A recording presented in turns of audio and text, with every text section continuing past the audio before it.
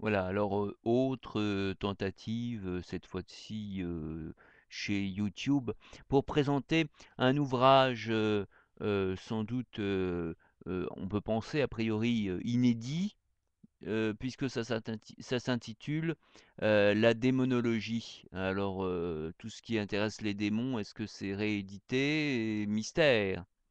Hem, un livre donc de 1838.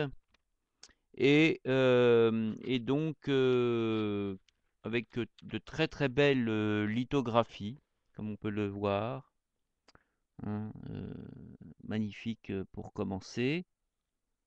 Et donc là, ici, ça s'intitule donc, «Histoire des démons et des sorciers» par Walter Scott, dans une traduction d'Albert Montémont. Et donc le début, alors c'est sous forme de lettres.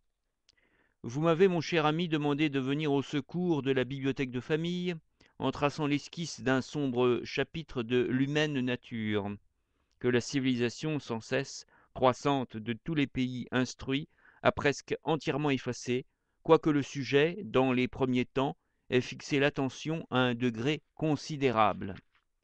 Ayant beaucoup lu en mes jeunes années, il n'est pas douteux que j'ai beaucoup voyagé dans les sombres régions des recherches superstitieuses. Combien d'heures perdues! Plût à Dieu que le nombre en fût moins grand, à examiner des relations de ce genre, tant anciennes que nouvelles, et à fouiller parmi les procédures criminelles, si fréquentes dans les âges antérieurs, et entamées sur un sujet de la dernière importance. Les intéressants extraits des registres criminels de l'Écosse, récemment publiés par M. Pitcairn, sont, outre leur valeur historique, tellement de nature à dévoiler à fond la crédulité de nos ancêtres sur cette matière qu'en les parcourant, j'y ai retrouvé tout ce que j'avais lu et pensé sur ce chapitre au jour de ma jeunesse. On voit que c'est un livre plein de diablerie. On en a rapidement un chat dans la gorge. Ouais, c'est pas le bon moment, mais bon, c'est comme ça.